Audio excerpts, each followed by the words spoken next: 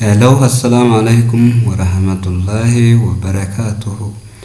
Yooyyaa harka fuunee akkam jirtan kabajamuu barattoota keenya. Barnoonni keenya kaarraa Economicsii kutaa 9 boqonnaa 4 Unit 4.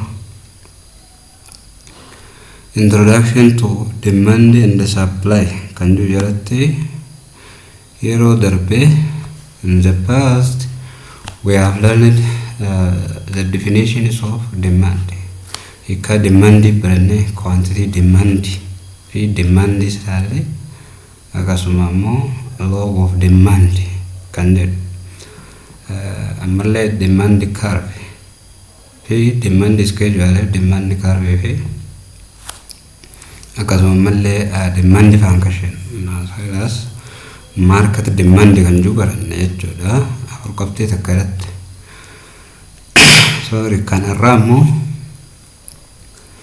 afartu qalama concepts of supply ya dasa dhiheessa jirratti xiyyeeffannaa saniifu boqonnaa kana keessatti hiika supply TV akkasuma immoo quantity supply fi amalle law of supply kan jiru baranna tanaafuu hanga dhuma barumsa keenyatti xiyyeeffannaan akkana waliin turtan jaalalaa fi kabajaan isin afeera.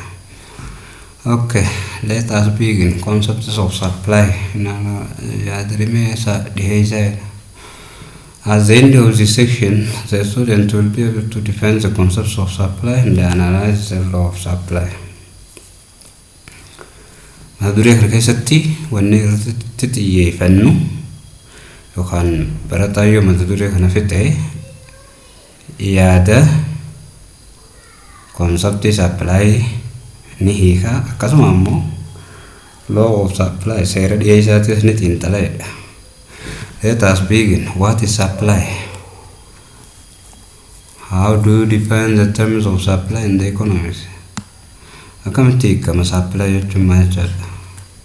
Economic is supply akkamitti okay supply jechuun maal jechuudha? Dhiyeessa jechuudha. In ordinary language, the term supply is often misused and confused with the term stock. Gartee haasawa afaanii keessatti dubbattoonni gartee afaan yeroo haasawan Ingiliffa haasawan jecha supply jedhuu fi jecha stock jedhu haala dogoggora ta'een itti fayyadaman jira. Haala dogoggora ta'ee fi haala confusion qabuun itti fayyadaman. Stock is the total volume of commodity produced during a period less the quantity already sold out. Stock jechuun walumaa galattuu oomishame jechuudha. Total volumes of commodity produced waliigala oomishame yeroo gartee kan namni keessatti jechuudha. Yeroo ta'e tokkotti oomisha waliigala oomishame less jechuun irrisuu the quantity already sold out hammamtaa duraan gurgurame irraa irrisuudha. Saniifuu wanti waliigala oomishame mana kuusaa keessa kaayame kan ammoo kun irraa gurgurame stock jedhama. Saniifuu wanti oomishame hundi supply hin jedhamu jechuudha. Supply fi oomishni walad stockiin ammoo oomisha oomistee kuusaa hunda keessa kuuftee kan irraa gurgurame jechuudha.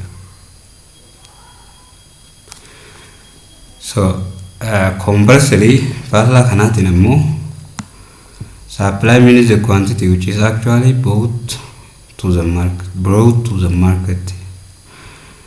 Faallaa kanaatiin ammoo supply jechuun hammamtaa oomishaa kan dhugaadhaan actually brought to the market kan magaalatti geeffame jechuudha.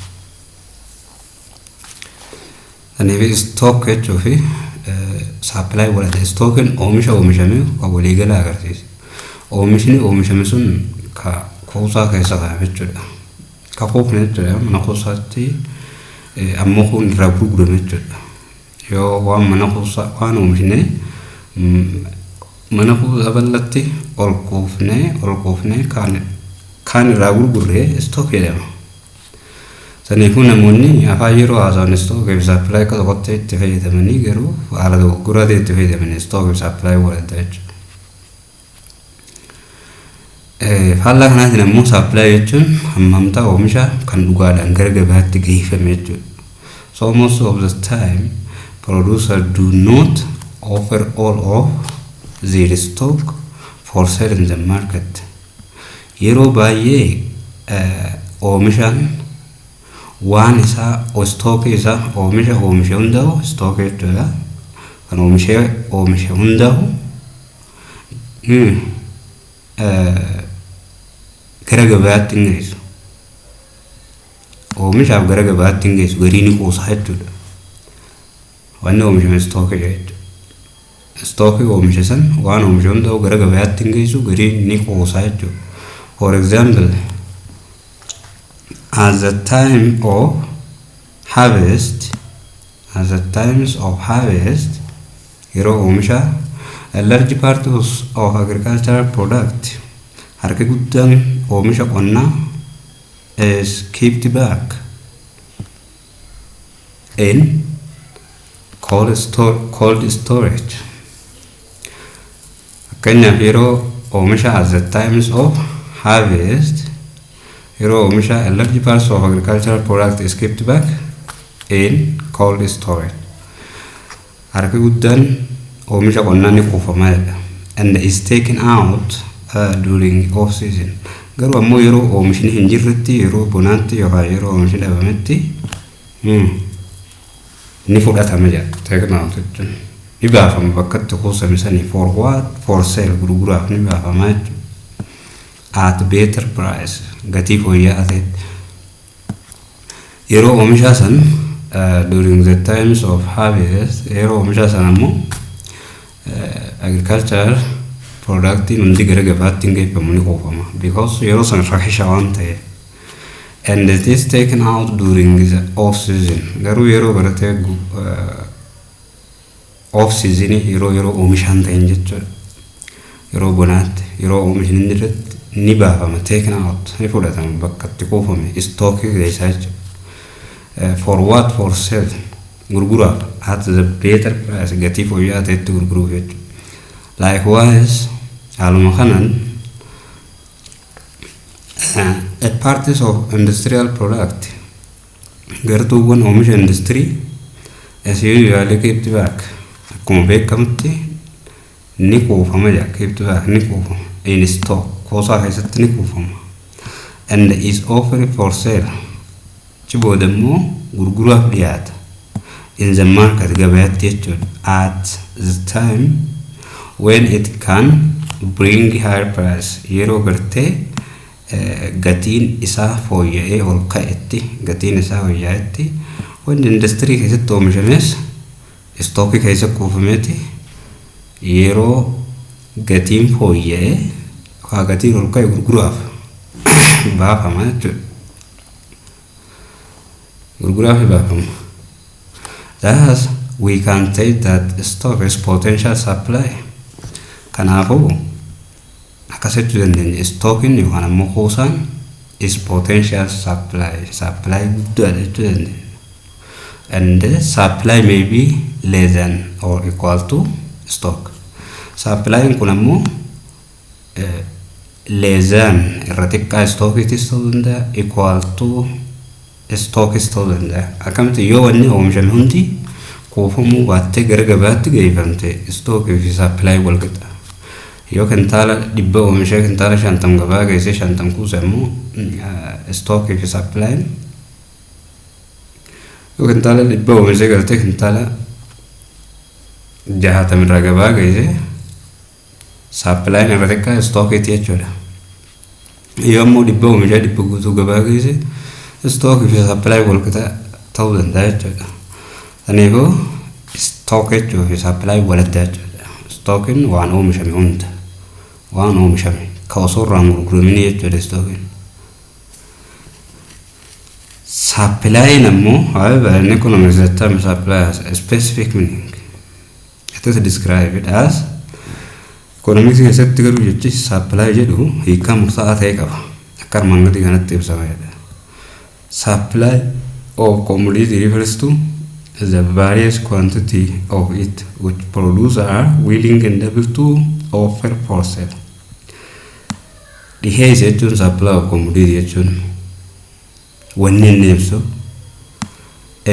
hammamtaa oomisha garaagaraa kan oomishaan producer oomishaan are willing kan oomishaan fedha qabu fi dandeettii qabu gara gabaatti geessuuf fedha qabu oomishuu fi gurguruuf fedha qabu fi akkasuma immoo oomisha gara gabaatti geessuuf dandeettii qabu jechuudha. Saniif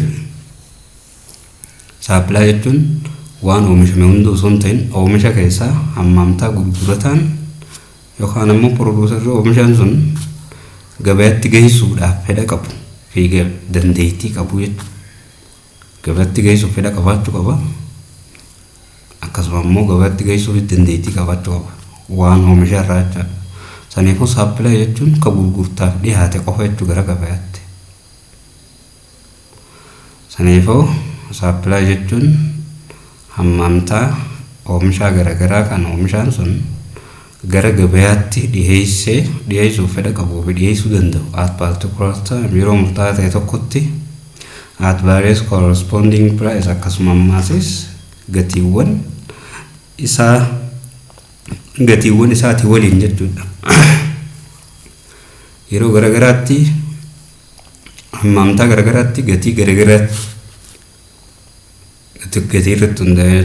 Kanaaf supply jechuun waan oomishame keessaa stookii keessaa gara gabaatti geeffame jechuudha. Yeroo murtaa'aa ta'e tokkotti oomishaan gara gabaatti geessuudhaaf fedha qabuu fi geessuuf dandeettii qabu agarsiisa jechuudha. Ani wanni oomishame hundi supply jennu. That's no supply. Supply fi oomishuu walitti. Oomishni oomishame hundi supply jennu. Oomishni oomishame mana kuusaatti yoo gurguramu taate gabaatti osoo hin geeffamin stook jennaan. Stookii sanirraa gabaa geeffame supply jechuudha. Supply jechuun kan gara magaalaatti bahe qofa waan oomishame hunda osoo hin ta'in jechuudha.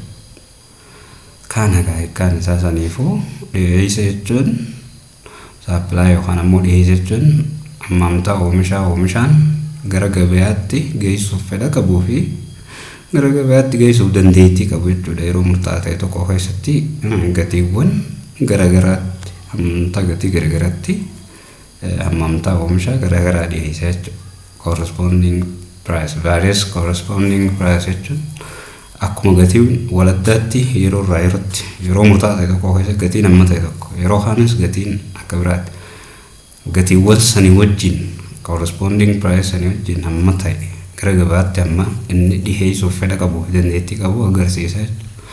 Kana saniifuu dhiyeessuu jechuun wantoota oomishan keessaa kan gara magaalaatti gurguraaf geeffame jechuudha.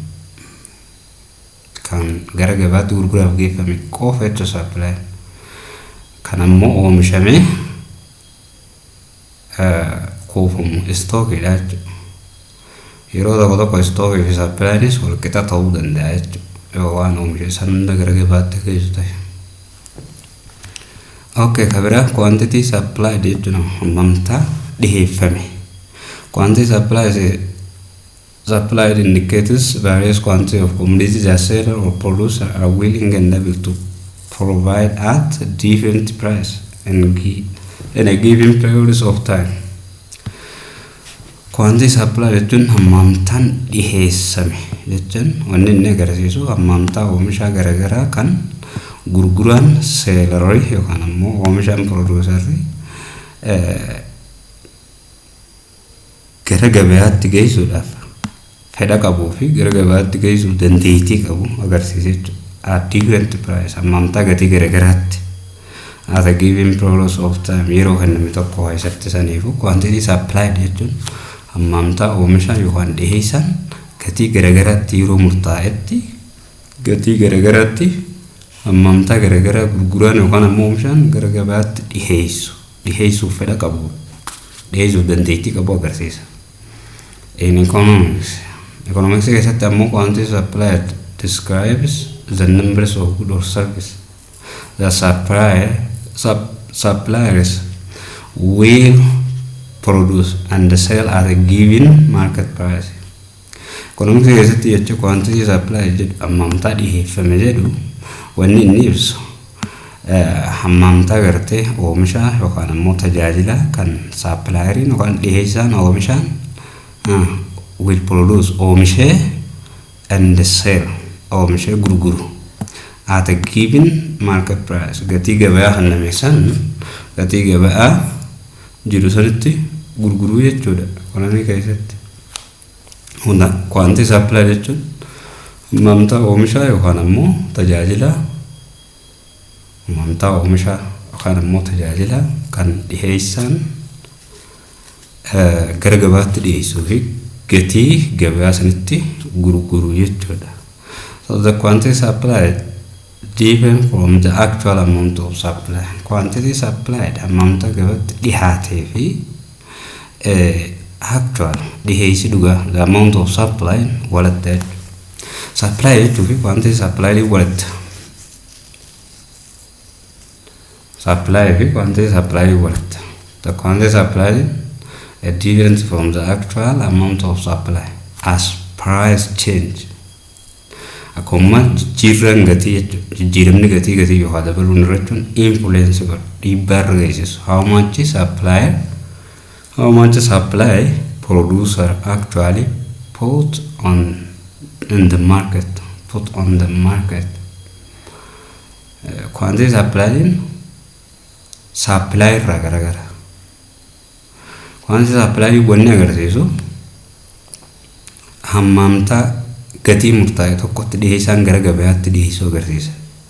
Yeroo gatii kiiloon qarshii 5 10 20 hammamtaa dhiheessuu qaba. Hammamtaan gatii garagaraatti dhiyaatu kun quantity supply jedhama. Supply immoo walumaa galattu hammamtaa quantity supply kana kan gatii garagaraatti hammamtaa dhiheessaa garagaraa gatii garagaraatti dhiyaate kana hunda walitti qabataa jechuudha. Yookaan immoo quantity supply hariiroo dhiheessaa fi gatiidha agarsiisa jechuudha waliigala. Note that supply show supply when in agarsiisu the relationship between quantity supplied and the price of commodity.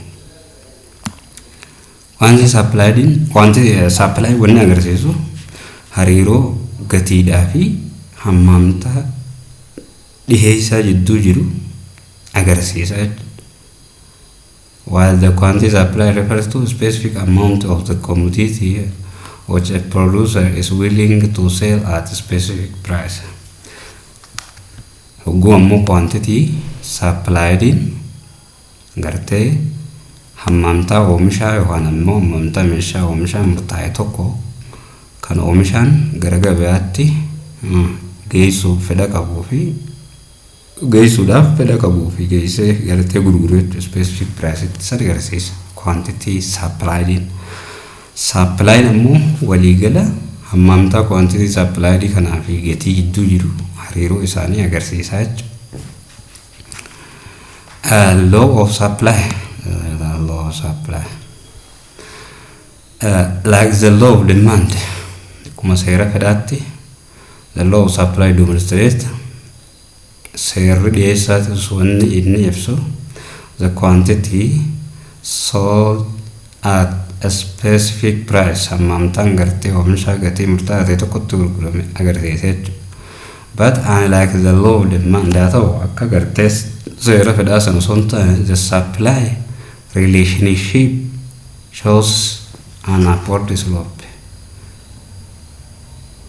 Akka fedhaa osoo hin taane the law of demand maal jaa there is negative relationship between quantity demand and the price. Price if quantity demand iddu yookaan price if demand iddu hariiroo negatiivaa jira jaa downward slope dha kan himanne. Garuu supply the relationship seerri jechuudha the law of supply wanni agarsiisu relationship hariiroon gartee supply fi price iddu jiru upward slope dha jechuun positive relationship qaban jechuudha.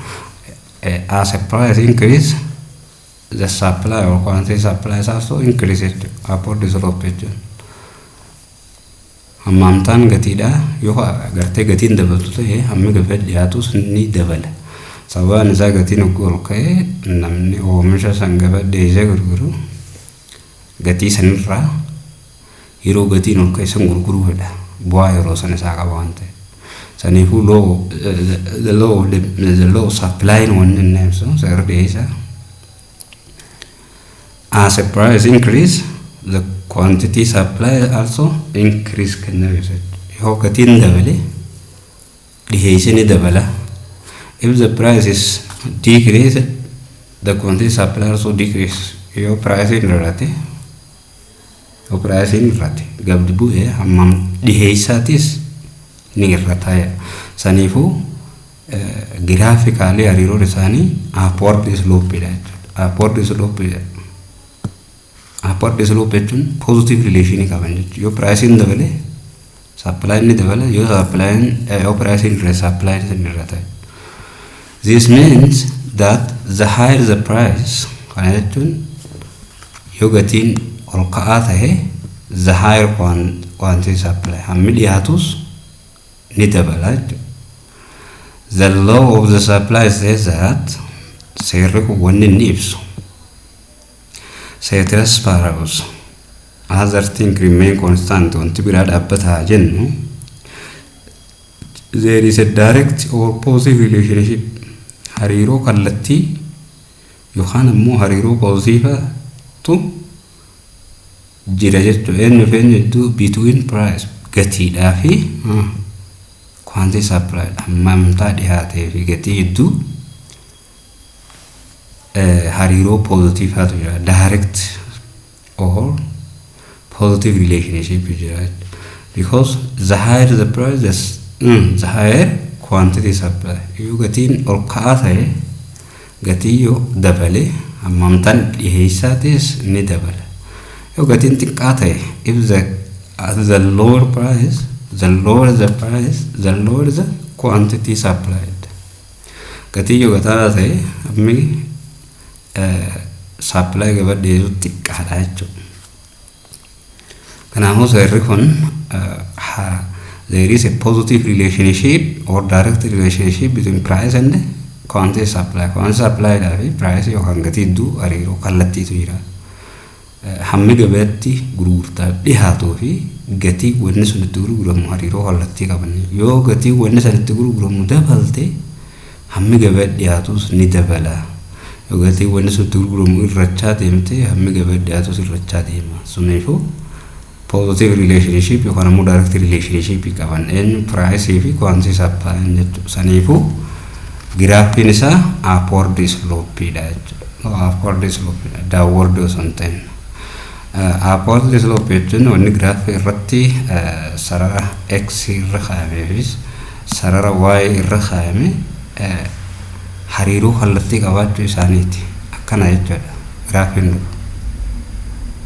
upward slope jechuun wanni sarara yaa irra jiru yoo dabarte wanni sarara x irra jirullee ni dabalti jechuudha upward slope kan ammoo positive relationship agarsiisa wanni sarara ol irra jiraatu dabalti sarara gadi irra jiraatis ni dabalti yoo wanni sarara ol irra irratti akkasuma wanni sarara gadi irra jiraati ni irratti agarsiisa upward slope positive relationship kan dhimmanni garuu faallaa kanaa ta'e jechuudha sarara x fi sarara y irra kan jiru akkam dhufa downward dha jechuudha kun amma downward slope jennaan wanni inni agarsiisu yoo wanni sarara ol irra jira dabalte wanni sarara gadi irra jira ni irratti yoo wanni sarara oleedha kan sarara y irra jira irrattu taate wanni sarara x irra jira ni dabalte agarsiisa kun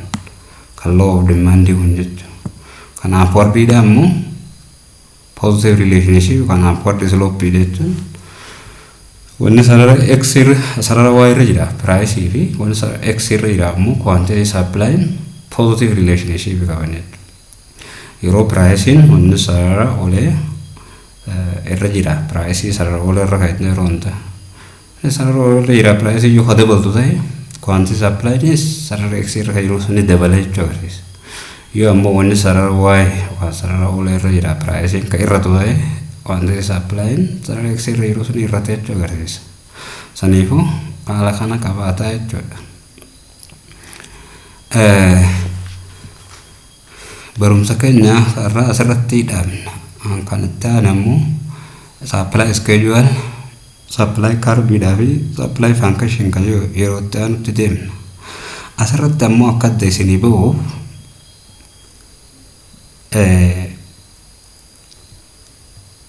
supply fi quantity supply kana sijjenne kana akka adda isinii bahu gabatee kanarratti sana agarsiisa. Gabatee kanarratti yeroo pricing qarshii godhanii wanni sun wanni dhiyaattu kiiloo 60 yeroo ammoo gartee qarshii 15 wanni sun wanni gartee gabaa dhiyaata oranjiin sun yookaan burtukaanaa jennu fakkeenyaaf burtukaana dhiheessi namni tokko gara gabaatti dhiyeessu yoo kiiloon burtukaanaa takka qarshii 10 taate kiiloo 60 dhiyeessi gabaatti yoo ammoo kiiloon burtukaanaa takka qarshii 15 taate kiiloo 70 dhiyeessi yoo kiiloon burtukaanaa takka fakkeenyaaf qarshii 20 taate kiiloo 80 dhiyeessi yoo ammoo gartee kiloogiraamii burtukaanaa tokko qarshii 25 ta'e 90 dhiyeessa yoo gartee kiloogiraamii burtukaanaa tokko 30 ta'e kiiloo 100 dhiyeessa jechuudha. Asirratti tokko tokkoon jiran quantity supply jechuun tokko tokko kana hammamtaa garagaraa gatii garagaraatti akka ta'e jechuun 60 quantity supply jennaan. Qarshii yeroo kiiloon qarshii godhanii 60 dhiyaate kun quantity supply jaatamne kun yeroo immoo kiiloon 15 70 dhiyaate kun illee quantity supply jaama yeroo ammoo gartee kiiloon qarshii 80 dhiyaate kun illee quantity supply jaama yeroo kiiloon qarshii 25 kan dhiyaate kiiloo 90 quantity supply jaama yeroo 30 illee kiiloo 100 dhiyaate quantity supply jaama garuu guutuu gabatee kanaa yoo fudhanne achirraa ilaa hanga gadiitti fi akkasumas price asirraa hanga asii jiran kana yoo fudhanne supply jaama kun guutumattuu supply jechuun immoo guutuma isaatu jechuudha. Tokko tokko isaa osoo hin ta'in tokko tokkoon quantity supply guutuma isaati. Gabatee kana guututti schedule kana waggaa kun guutuun gabatee kana wanni inni ibsu supply ibsa tokko tokkoon isaa quantity supply dhiyeessa kun gubbaarra jiru kanatti gatii murtaa'aa ta'e tokkotti hammamtaan dhiyaatu jechuun gatii murtaa'aa ta'e tokkotti jechuun yeroo gatiin kiiloo qarshii godhanii kiiloo 60 hammamtaa murtaa'aa dhiyaate yeroo kiiloo qarshii godhanii kiiloo 70 dhiyeessa hammamtaa murtaa'aa dhiyaate isaan kun quantity supply jedhama. Ammoo waliigala guutuun isaa hariiroo gartee gatiiwwan kanaa fi hammamtaa quantity supply dhiyaate kan hedduu jira wanni agarsiisu supply jedhama waliigalaa kun jechuudha. Saniifuu haala kana agarsiisa. Supply shows the relationship between the quantity supply wanni agarsiisu hariiroo quantity supply fi and the price gatii agarsiisa. Price of commodity agarsiisa jechuudha. And supply